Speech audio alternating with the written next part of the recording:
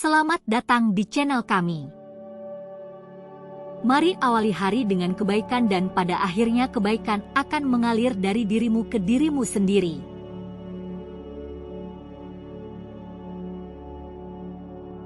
Assalamualaikum warahmatullahi wabarakatuh. Bismillahirrohmanirrohim. Imam Abu Hanifah, yang dikenal juga sebagai Nu'man bin Thabit, adalah seorang ulama Islam terkemuka pada abad ke-8 Masehi. Ia lahir pada tahun 699 Masehi di Kufah, Irak, dan wafat pada tahun 767 Masehi di Baghdad, Irak.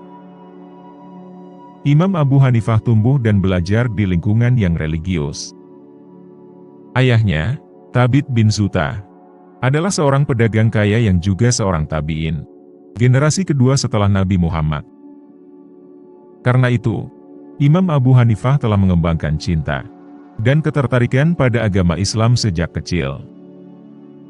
Selain itu, ia juga mempelajari ilmu matematika, astronomi, dan filsafat pada masa mudanya. Ketika ia mencapai usia dewasa, Imam Abu Hanifah mulai belajar fikih, hukum Islam, dari beberapa ulama terkemuka di Kufah. Ia belajar dari Hamad bin Abi Sulaiman, Ibrahim An-Nakhai, dan Qadi Abu Yusuf.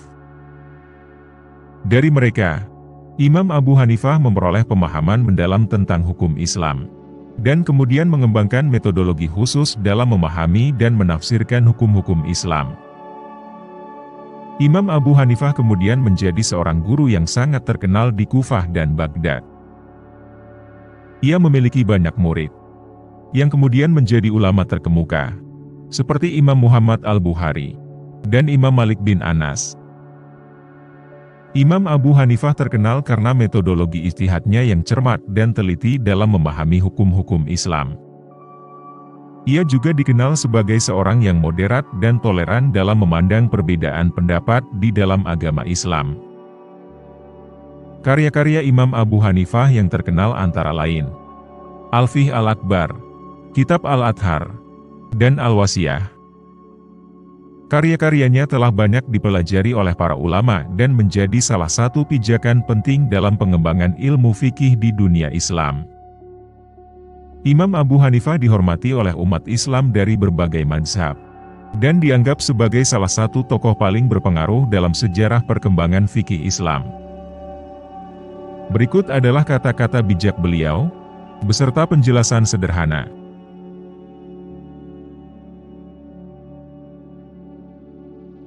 Bukan ilmu yang harus datang kepadamu, tapi kamulah yang seharusnya datang menjemput ilmu.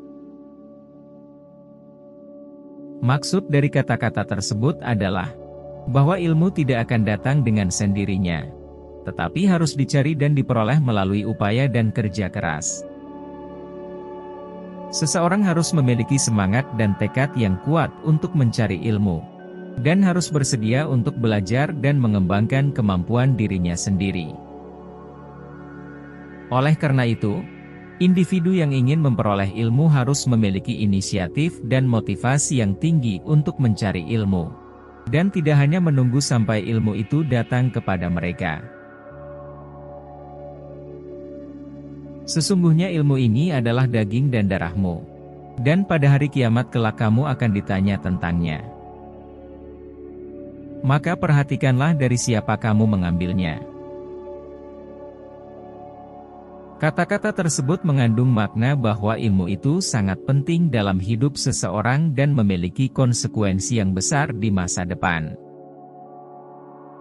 Maksud dari kata-kata tersebut adalah bahwa ilmu itu seperti daging dan darah bagi seseorang, karena ilmu membentuk dasar pemikiran dan cara pandang seseorang terhadap dunia. Pada hari kiamat kelak, seseorang akan dimintai pertanggungjawaban atas ilmu yang telah diperolehnya dan bagaimana ia telah menggunakannya. Oleh karena itu, sangat penting bagi seseorang untuk memperoleh ilmu dari sumber yang benar dan terpercaya. Dalam hal ini, pesan dari kata-kata tersebut adalah bahwa seseorang harus sangat berhati-hati dalam memilih sumber dan guru yang tepat dalam memperoleh ilmu. Sebab, sumber yang tidak benar dapat memberikan pengaruh yang buruk pada pemikiran dan perilaku seseorang. Sedangkan sumber yang benar dapat memberikan manfaat yang besar bagi kehidupan seseorang.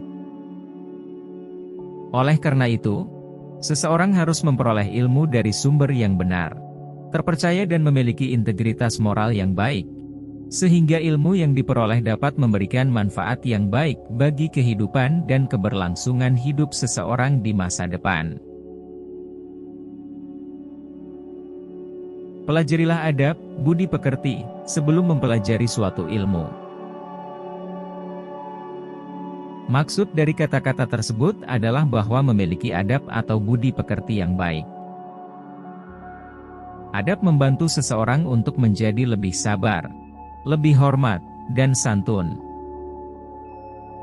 Dengan memiliki adab yang baik, seseorang dapat membangun hubungan yang baik dengan orang lain, termasuk pada alam sekitarnya.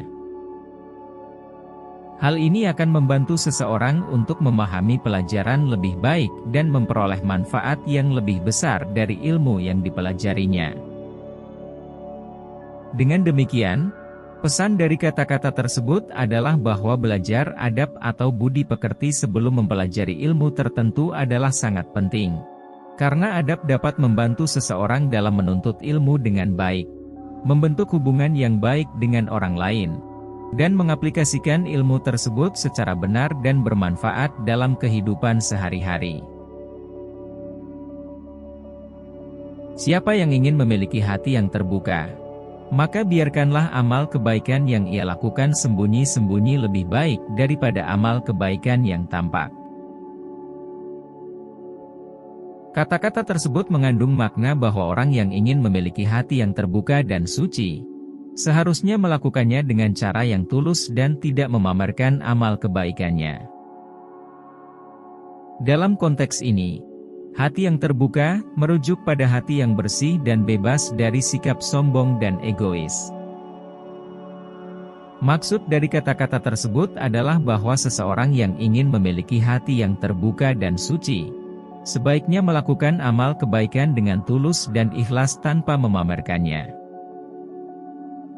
Amal kebaikan yang disembunyikan dan dilakukan secara rahasia di sisi Allah Subhanahu wa Ta'ala dianggap lebih baik dan memiliki nilai yang lebih tinggi daripada amal kebaikan yang dilakukan dengan tujuan memamerkannya kepada orang lain.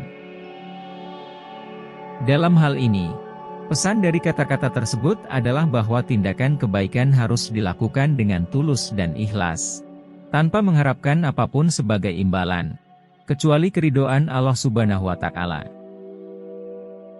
Orang yang melakukan amal kebaikan secara sembunyi-sembunyi menunjukkan kesucian hati, keikhlasan, dan ketulusannya dalam beribadah kepada Allah Subhanahu wa Ta'ala. Pengetahuan tidak datang tetapi Anda harus mencarinya. Kata-kata tersebut mengandung makna bahwa pengetahuan tidak akan datang dengan sendirinya kepada seseorang, tetapi seseorang harus berusaha mencarinya. Maksud dari kata-kata tersebut adalah bahwa untuk memperoleh pengetahuan, seseorang harus memiliki semangat dan tekad yang kuat untuk belajar serta berusaha mencari dan meraih pengetahuan tersebut. Pengetahuan tidak bisa diperoleh dengan hanya menunggu tanpa tindakan. Sebaliknya, seseorang harus memiliki inisiatif untuk mencari tahu dan mendalami suatu topik yang ingin dipelajari. Dengan demikian, pesan dari kata-kata tersebut adalah bahwa untuk memperoleh pengetahuan, seseorang harus memiliki motivasi, semangat, dan tekad yang kuat untuk belajar dan mencari pengetahuan tersebut. Pengetahuan dapat diperoleh melalui proses belajar yang aktif, mencari informasi dari sumber yang beragam, dan melakukan pengamatan terhadap lingkungan sekitar. Oleh karena itu, seseorang harus aktif dalam mencari pengetahuan dan tidak hanya menunggu pengetahuan datang kepada mereka. Hasad adalah seseorang yang berangan-angan akan hilangnya nikmat dari saudaranya, baik nikmat agama ataupun dunia. Kata-kata tersebut merujuk pada makna dari kata hasad, yaitu perasaan iri dan dengki terhadap kesuksesan atau kebahagiaan orang lain. Dalam konteks ini, hasad dijelaskan sebagai seseorang yang memiliki pikiran atau angan-angan bahwa saudaranya akan kehilangan nikmat yang dimilikinya, baik itu dalam aspek agama maupun dunia. Hasad biasanya muncul ketika seseorang merasa tidak puas atau merasa tidak cukup dengan apa yang dimilikinya, dan ia melihat orang lain memiliki sesuatu yang ia inginkan. Sebagai akibatnya, ia merasa iri dan tidak senang melihat kebahagiaan atau kesuksesan orang lain. Dalam Islam, hasad dianggap sebagai salah satu sifat buruk dan dianjurkan untuk dihindari karena dapat merusak hubungan sosial dan merugikan diri sendiri. Oleh karena itu, sebaliknya, Islam mengajarkan sifat kerelaan hati dan kebahagiaan atas keberhasilan orang lain sebagai tindakan yang baik dan dianjurkan. Ilmu itu bukan sekedar banyak menghafal riwayat. Namun ilmu adalah cahaya yang Allah Subhanahu wa Ta'ala letakkan pada hati seorang hamba. Maksud dari kata-kata tersebut adalah bahwa ilmu sejati tidak hanya terbatas pada keterampilan teknis atau pengetahuan yang dapat diperoleh melalui buku atau pengajaran formal, tetapi juga meliputi pemahaman spiritual dan kebijaksanaan yang diperoleh dari pengetahuan dan pengalaman seorang hamba dalam beribadah kepada Allah Subhanahu wa Ta'ala.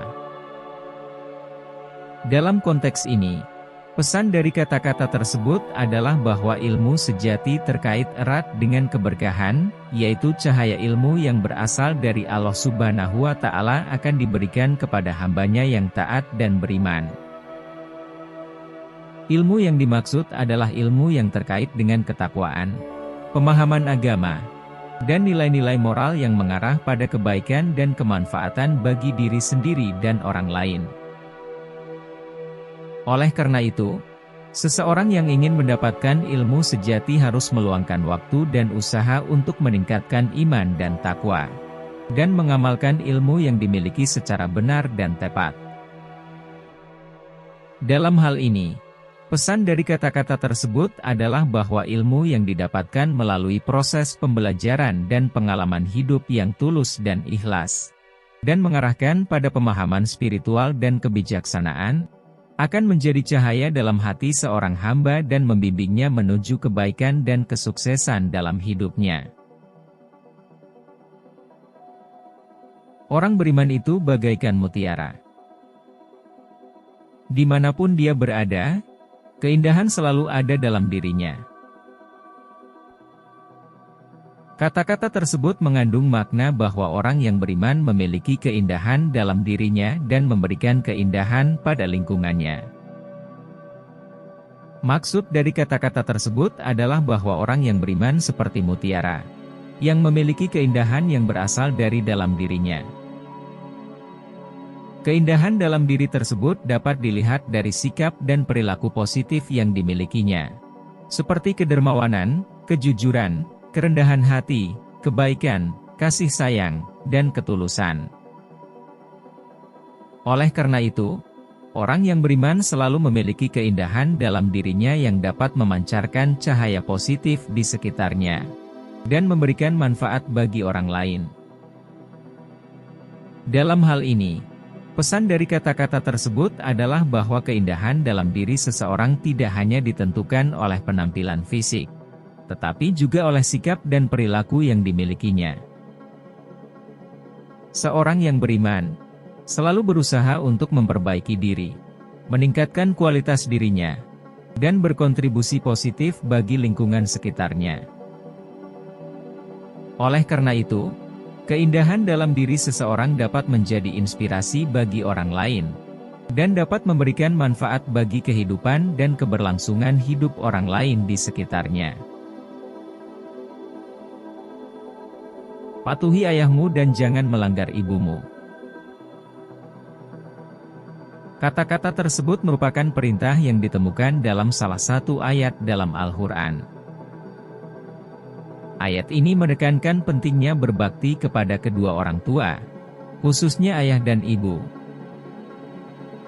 Patuhi ayahmu, mengacu pada kewajiban anak untuk taat dan menghormati ayahnya, yang merupakan pemimpin keluarga dan wali yang bertanggung jawab atas keluarganya.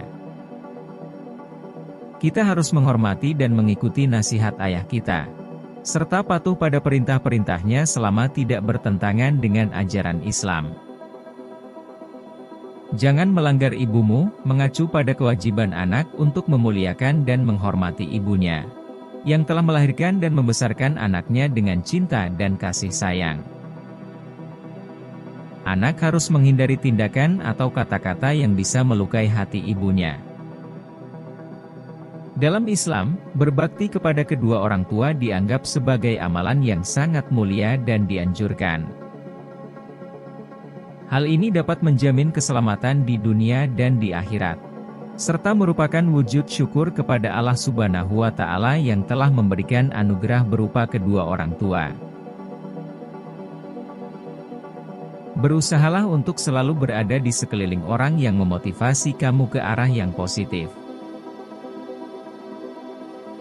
Kata-kata tersebut bermaksud bahwa Anda harus berusaha untuk selalu berada di sekitar orang-orang yang memberikan motivasi positif bagi Anda. Dengan melakukan ini, Anda akan memiliki dukungan dan dorongan untuk mencapai tujuan Anda dan menjaga semangat yang tinggi. Orang-orang yang memberikan motivasi positif dapat membantu Anda melihat situasi dari sudut pandang yang berbeda dan memberikan inspirasi untuk terus maju. Mereka juga dapat membantu Anda melepaskan diri dari energi negatif dan memotivasi Anda untuk mencapai potensi penuh Anda. Sebaliknya, jika Anda berada di sekitar orang-orang yang selalu meremehkan, menyalahkan, atau mencemooh Anda, itu dapat mengurangi semangat Anda dan mempengaruhi kemampuan Anda untuk mencapai tujuan Anda. Oleh karena itu, penting untuk berusaha untuk berada di sekitar orang-orang yang memberikan motivasi positif dan membantu Anda tumbuh dan berkembang secara positif. Jangan biarkan orang yang menyesatkan masuk ke telingamu. Kamu tidak tahu seperti apa masalah yang bisa muncul di dalam dirimu. Kata-kata tersebut mengingatkan kita untuk hati-hati dalam menerima informasi dan nasihat dari orang lain. Jika kita mendengarkan orang yang salah atau orang yang memiliki niat buruk, itu bisa berdampak negatif pada pikiran dan perasaan kita. Dalam konteks ini, orang yang menyesatkan, merujuk pada seseorang yang memberikan informasi atau nasihat yang salah atau buruk, atau yang memiliki niat buruk terhadap kita. Jika kita terus-menerus mendengarkan informasi atau nasihat yang salah, itu bisa mempengaruhi pikiran dan perasaan kita, dan akhirnya memicu masalah di dalam diri kita sendiri. Karena itu, penting untuk berhati-hati dan kritis dalam menerima informasi dan nasihat dari orang lain. Kita harus memeriksa kebenaran informasi tersebut dan memastikan bahwa sumbernya dapat dipercaya. Selain itu, kita harus menghindari orang-orang yang memiliki niat buruk dan berusaha untuk mempengaruhi kita untuk melakukan hal yang salah atau merugikan diri kita sendiri. Sunnah itu bagaikan bahtera Nabi Nuh. Barang siapa yang menaikinya, maka ia akan selamat. Barang siapa menyelisihinya, maka ia akan tenggelam. Kata-kata tersebut menggambarkan pentingnya mengikuti tuntunan, sunnah, Nabi Muhammad dalam kehidupan sehari-hari. Tuntunan ini disamakan dengan bahtera Nabi Nuh, yang dalam kisah agama Islam, merupakan alat keselamatan bagi Nabi Nuh dan pengikutnya dari bencana banjir besar. Dalam konteks ini, jika seseorang mengikuti tuntunan atau sunnah Nabi Muhammad, maka ia akan selamat dari kesulitan dan tantangan hidup di dunia ini, dan juga mendapatkan kebahagiaan di akhirat. Namun, jika seseorang tidak mengikuti tuntunan tersebut dan menyelisihinya, maka ia akan tenggelam dalam kehidupan yang penuh kesulitan dan kemungkinan mendapatkan hukuman di akhirat. Dalam Islam, mengikuti sunnah Nabi Muhammad dianggap penting karena ia adalah tauladan terbaik bagi umat manusia dan telah menunjukkan jalan yang benar dan lurus dalam menjalani kehidupan. Oleh karena itu, penting bagi setiap muslim untuk mempelajari dan mengamalkan tuntunan, sunnah, Nabi Muhammad agar dapat hidup dengan baik di dunia dan mendapatkan kebahagiaan di akhirat. Terima kasih sudah mampir ke channel kami. Sampai jumpa di video kami selanjutnya.